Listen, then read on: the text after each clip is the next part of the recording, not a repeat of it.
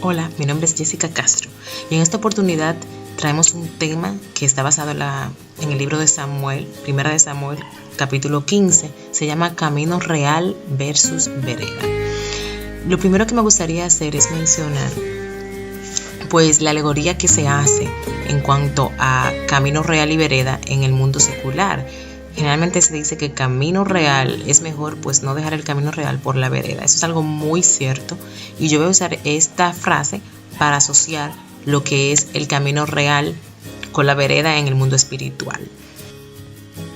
Coloquialmente, cuando hablamos del camino real nos referimos a avenidas y carreteras que nos dan confiabilidad porque estas tienen identificada pues las calles y cómo llegar a diferentes sitios, es decir, nos facilitan nosotros llegar de un sitio a otro sin perdernos.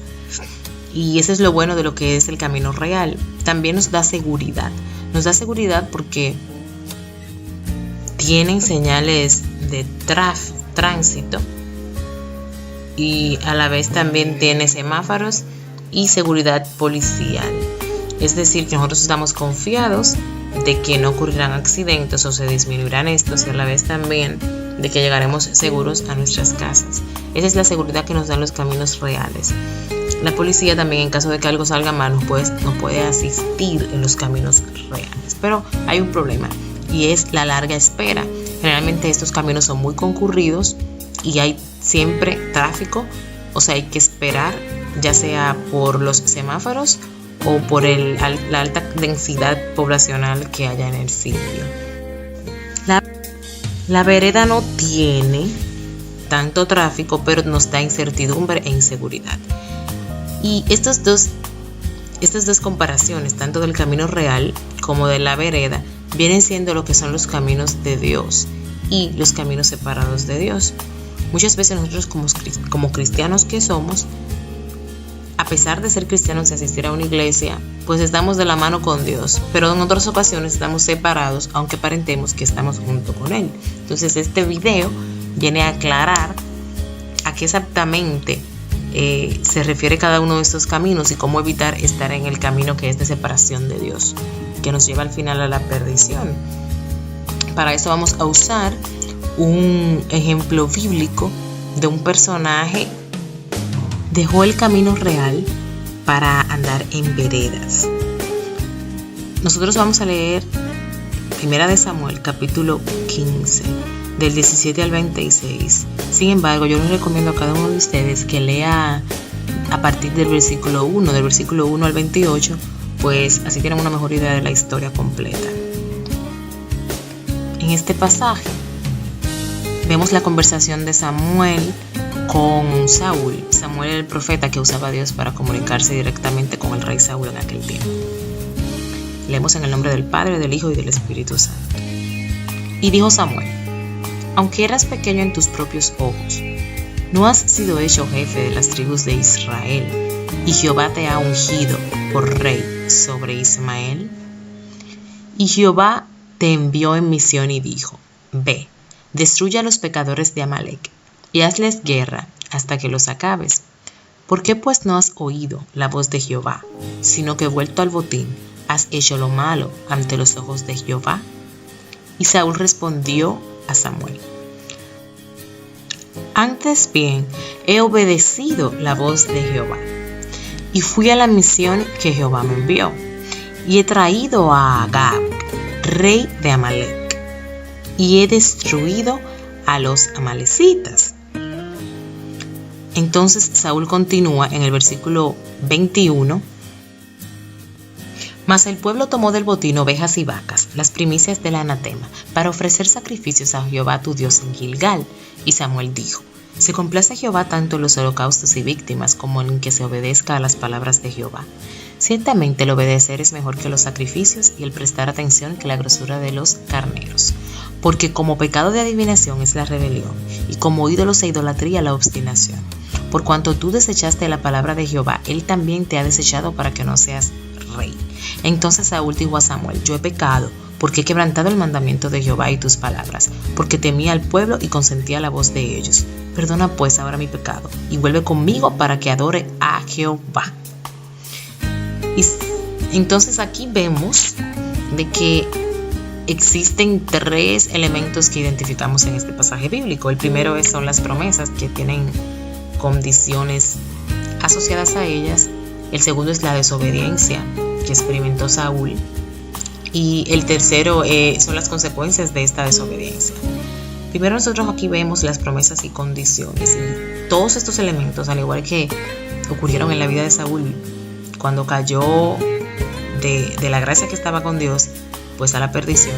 Y igualmente cuando fue del camino real a las veredas, eso mismo también pues se cumple con las personas que cambian de rumbo, del rumbo que va de la mano del Señor al rumbo que va a la perdición, al rumbo de los caminos de las veredas. Las promesas siempre están ahí. Dios a nosotros nos promete un sinnúmero de cosas. En la Biblia está claro el número de promesas que tenemos muchas. Hay incluso libros que hablan de las promesas de Dios para con nosotros. Y pues cada uno de estos elementos, no solamente las promesas y condiciones, sino la desobediencia, vamos a explicarlo en el andar del rey Saúl y también en nuestro caminar. Vamos a comparar y analizar ambos puntos. Primero, en el andar del rey del Saúl, las promesas y condiciones que vemos se reflejan también en el versículo del 1 al 2, donde dice Samuel a Saúl: Jehová me envió a que te ungiese por rey sobre tu pueblo Israel. Ahora pues estate atento a las palabras de Jehová. Así ha dicho Jehová de los ejércitos: yo castigaré lo que hizo Amalec a Israel al ponerse en el camino cuando subía a Egipto. Ve pues y hiere a Amalec y destruye todo lo que tiene, y no te apiades de él. Mata a los hombres, mujeres, niños y aún los de pecho, ovejas, camellos y asnos. Fíjense que aquí Dios fue muy claro. Aquí se ve claramente todo lo que tiene que destruir, que es todo, completamente todo. Identificamos en el versículo 1 el regalo de Dios, que es más que una promesa, es un regalo. Él no merecía nada, no merecía ser rey. Y mira cómo dice que ungió Jehová a través de Samuel a Saúl como rey para su pueblo. Pero también vemos una promesa, que es que pues él castigará algo que hizo un pueblo vecino. Fíjense que en ese tiempo esos pueblos, el hecho de que un pueblo cayera bajo tu mando siendo rey era algo muy glorioso. Realmente era algo que uno obtenía con mucho honor y respeto. Y fíjense que Dios se lo da. Dios le promete que le va a dar eso. Y eso incluye muchas cosas, incluyendo botines que los pueblos victoriosos se llevaban generalmente. Pero fíjense que Jehová a él le está ordenando pues que destruya ese pueblo, que no se quede con ningún botín.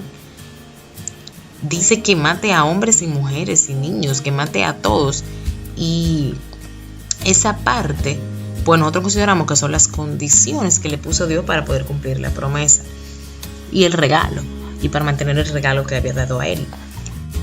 Muchos se preguntarán por qué razón Dios le pide que destruya todo. Y esto lo hace Dios para evitar que el pueblo esté contaminado con otros dioses. Pues este pueblo que Dios iba a castigar, pues al final es un pueblo pagano que adora a otros dioses. El dejar a alguien vivo podría ser punto de contaminación. Entonces por esta razón es que Dios le pide a él que destruya, para evitar contaminar al pueblo de Israel con esta nación que iba a Dios a castigar.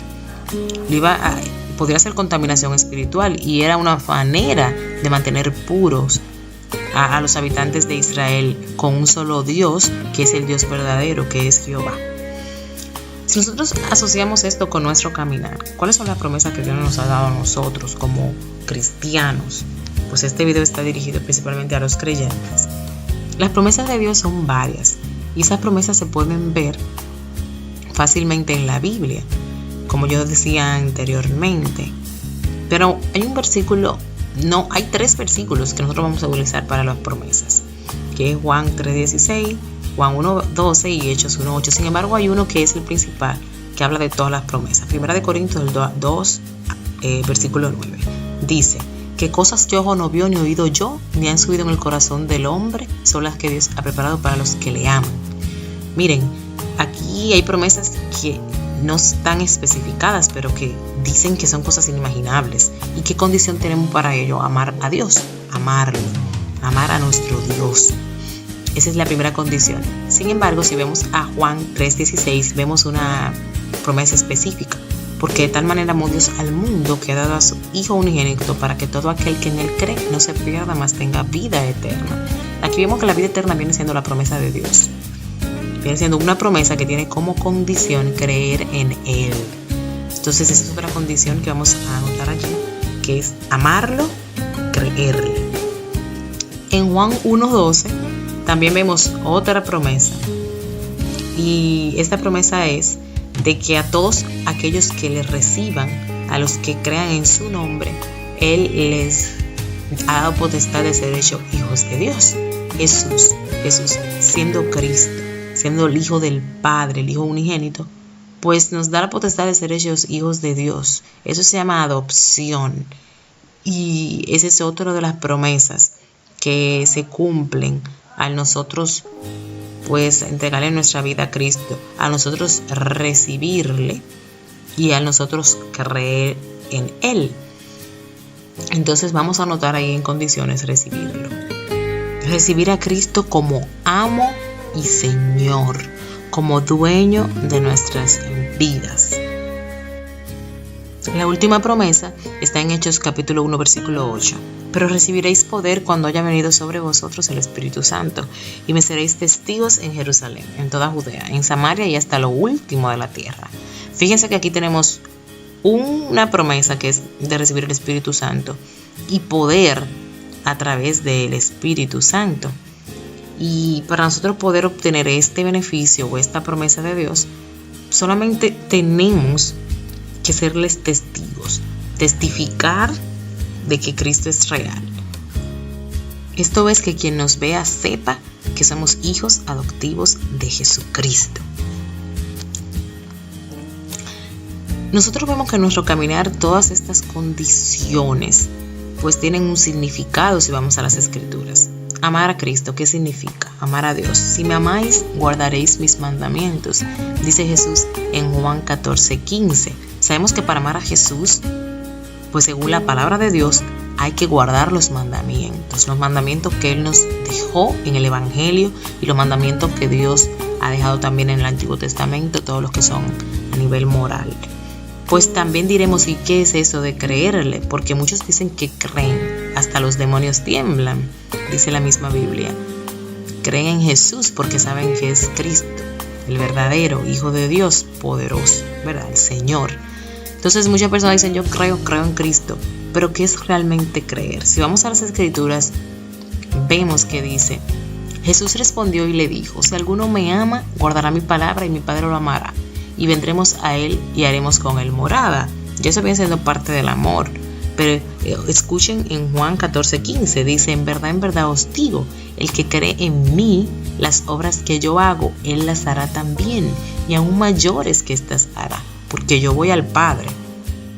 Es decir, si creemos en Jesús, nuestro obrar va a coincidir con el obrar que tuvo en la tierra. Estas son las promesas y condiciones. Ahora nosotros vamos a pasar a la segunda parte, que es desobediencia. Dice, y Saúl y el pueblo perdonaron a Agar y a lo mejor de las ovejas y del ganado mayor, de los animales engordados, de los carneros y de todo lo bueno, y no quisieron destruir, mas todo lo que era vil y despreciable destruyeron. Fíjense aquí cómo lo dice claramente, la desobediencia, esta es la desobediencia que tuvo Saúl. Todo lo bueno, él lo dejó para sí, y destruyó todo lo que era vil. Eso es algo que realmente Dios le dijo, destruye todo. Pero él destruyó solamente lo que era vil, pues a sus ojos los carneros y los animales engordados, el ganado mayor y las ovejas eran algo bueno. Vamos a ver, esta desobediencia, ¿qué la produce? ¿Qué llevó a Saúl a desobedecer? Si nosotros analizamos, vimos que él tenía los ojos puestos en la tierra. Él tenía los ojos puestos en la tierra. Si nosotros analizamos ya la palabra y nosotros lo decimos de esta manera, porque vemos que se dejó impresionar por lo material, en lugar de obedecer a Dios. por él tomar las riquezas y todo ese tipo de animales engordados. Él prefirió alejarse de lo que Dios le había dicho, pues para seguir su propio ideal. Y vemos que nosotros en ocasiones también podemos caer en ese tipo de cosas y ser tentados a hacer lo mismo por apegarnos a las actividades de la vida secular. No guardamos los mandamientos de Dios y podemos hasta pecar con mentiras para obtener ventaja económica y también para dar placer a este cuerpo material, trayendo abominación ante Dios con fornicación, adulterio y todo tipo de pecado. Todo por tener los ojos puestos en la tierra y pensar que esto es aquí es eterno, esta vida aquí es eterna, pensando esto. Pero realmente todos sabemos que es pasajera. Todo aquel que cree en Cristo sabe que esta vida es pasajera. La vida eterna es la que nos va a dar Jesús a nosotros morir, y si morimos en Él.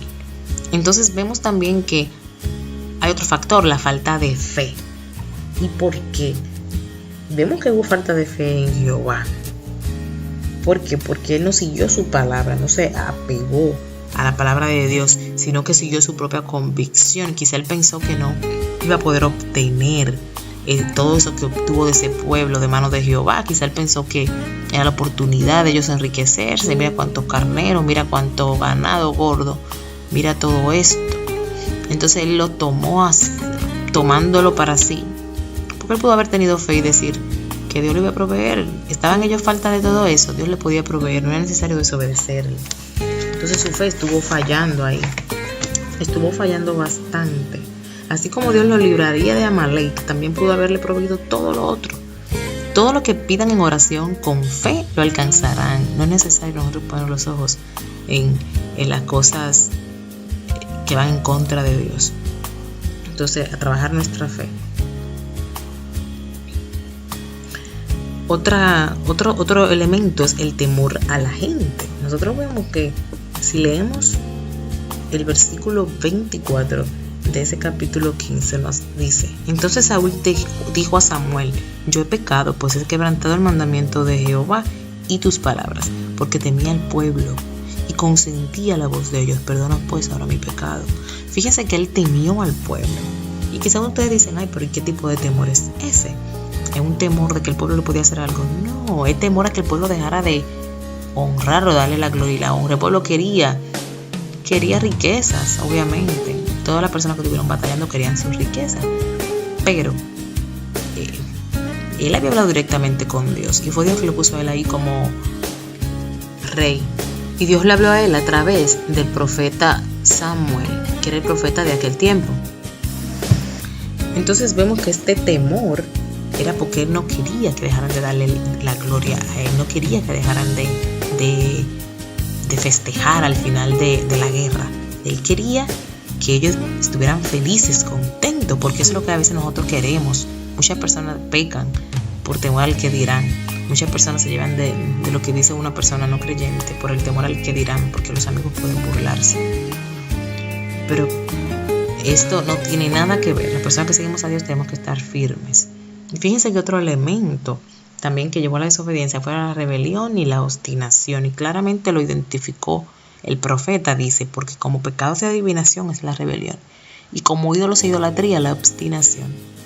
Miren, la rebelión básicamente es rechazar toda autoridad. En este caso rechazó la autoridad divina. Él se creía muy rey, pero no más rey que Dios, pero se creyó más rey que Dios. Entonces rechazó toda autoridad de Dios. Dios lo dijo claramente a través de Samuel y él rechazó. Igualmente esta rebelión puede venir contra la autoridad que Dios nos ha puesto aquí en la tierra, en nuestro caso contra nuestros pastores, que nuestros pastores nos quieren guiar y nosotros no queremos. Igual la obstinación va de la mano. Es que nosotros creemos que lo que nosotros pensamos y lo que nosotros decimos y lo que humanamente uno cree es lo que está bien y queremos que Dios está mal. Mírense que eso ocurrió desde la antigüedad, desde Adán y Eva. Como Eva pensó de que no, que la manzana realmente, o no la manzana, el fruto prohibido, era suficientemente buena, que Dios se había equivocado en decirle que no podía comérsela. Y él se comió el fruto. Y ahí está la caída de Adán y Eva. Y de aquí todos los problemas que tenemos nosotros con el pecado y la autoridad que se le ha dado a Satanás. Entonces, ¿qué consecuencia tiene todo esto? ¿Qué consecuencias tienen los elementos que hemos mencionado y en nosotros desobedecer a Dios, pues si leemos 1 Samuel, capítulo 15, versículo 23, vemos que por cuanto tú desechaste la palabra de Jehová, Él también te ha desechado para que no seas rey. Él fue desechado. Jehová le dio ese regalo de ser rey y ya Él lo desechó. Entonces Dios deja de cumplir las promesas que nos hace. Las promesas que Él nos hace o los regalos que tenemos como la vida eterna son arrebatados de nuestras manos por nosotros no obedecer los mandatos de Dios. Fíjense que toda promesa lleva unas condiciones. Tú no cumples las condiciones, pues Dios no tiene por qué cumplir su parte. Entonces tenemos que estar bien pendientes de esto. Dice también, entonces Samuel le dijo, Jehová ha rasgado hoy de ti el reino de Israel y lo ha dado a un prójimo tuyo mejor que tú. Muchos creen que por eso, porque Dios le mandó a hacer algo o le mandó a tener un ministerio, si usted no lo hace ya se quedó ahí. No, la obra de Dios sigue. La obra de Dios sigue.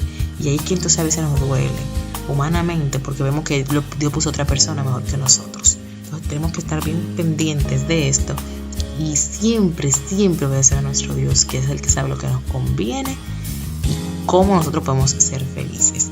Caminando por el camino real. ¿Cómo nosotros podemos realmente ir por ese camino real que es de la mano de nuestro Señor Jesucristo, para gloria de nuestro Dios? Pues primeramente no amar al mundo, la Biblia lo dice. No améis al mundo ni las cosas que están en el mundo. Si alguno ama al mundo, el amor del Padre no está en él. Porque todo lo que hay en el mundo, los deseos de la carne, los deseos de los ojos, la vanagloria de la vida, todo eso no proviene del Padre, sino del mundo. Y el mundo pasa y sus deseos, pero el que hace la voluntad de Dios permanece para siempre. Entonces tenemos básicamente que amar a Dios, no amar al mundo, amar a nuestro Dios, a nuestro Creador. También otra manera de caminar por caminos reales es fortalecernos en nuestra fe. Ya vimos que la falta de fe llevó a Saúl pues a caer en desobediencia. Tenemos que tener claro que es la fe. La fe es la certeza de lo que se espera y la convicción de lo que no se ve, porque en ella alcanzaron buen testimonio los antiguos. Fíjense que Saúl tuvo mal testimonio, no tuvo buen testimonio. Para tener buen testimonio hay que tener fe. Y sabemos que a los que aman a Dios, todas las cosas le ayudan a bien. Esto es, a los que conforme a su propósito son llamados. Nosotros tenemos que fortalecernos en la fe con oración y con lectura de la palabra que es la Biblia. Y nosotros tenemos que tener fe y entender de que todo no va a salir bien, de que todo no va a salir bien siempre y cuando seamos obedientes. Obedecemos y le dejamos las consecuencias a nuestro Dios, porque Él sabe por qué nos manda a hacer X o Y cosa. Él es que sabe, nuestro Dios, nuestro Creador. También otro de los factores que nos ayudan a caminar por el camino real es la obediencia. Como habíamos hablado anteriormente, eso es lo más importante, obedecer a Dios. Hay que obedecer a nuestro Dios. Nosotros tenemos que obedecerle, así como dice en Hebreos 5:9, que aunque Él era hijo, por lo que padeció, aprendió la obediencia. Y habiendo sido perfeccionado, vino a ser autor de eterna salvación para todos los que le obedecen. Óyete.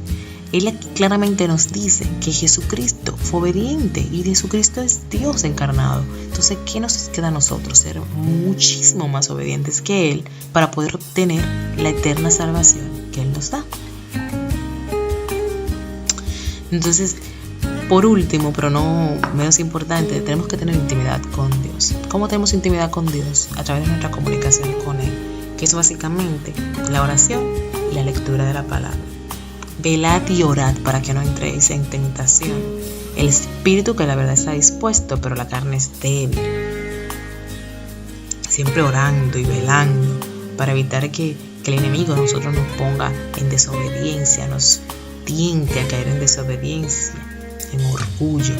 Velad y orad. Velad y orad. También nosotros tenemos que leer la palabra. La lectura de la palabra es muy importante y ya me gusta Salmo 119 porque dice cómo nosotros lograr evitar el pecado y estar en intimidad con Dios. Dice, y en mi corazón he guardado tus dichos para no pecar contra ti. Tenemos que memorizar pues, versículos bíblicos para evitar pecar contra Dios. Tenemos que meditar en la palabra de Dios. Tenemos que meditar en ella día y noche. Entonces este es el video. Esto es todo por hoy. Básicamente, nosotros tenemos que amar a Dios para poder caminar por el camino real. Amarlo sobre todas las cosas. Esto es caminar junto a Jesús. Oremos. Damos gracias, Padre, por tu misericordia, porque tuya es la gloria y la alabanza, porque tú eres poderoso, Señor, y a través de tu Hijo amado nos das la oportunidad de nosotros poder ser llamados tus hijos. En este momento estamos aquí, Padre mío, pidiéndote que tú a cada uno de nosotros nos des la sabiduría necesaria y el entendimiento para estar siempre en obediencia, Señor, y ir por el camino real que es tu camino, junto a tu amado Hijo Jesús. Te pedimos que nos libre de todo mal, que sea tu Espíritu Santo guiándonos en cada momento. Toda la gloria y la alabanza es para ti. En el nombre de tu amado Hijo Jesús. Amén. Dios les bendiga a todos. Suscríbanse y compartan este video con aquellas personas que les importan. Un abrazo.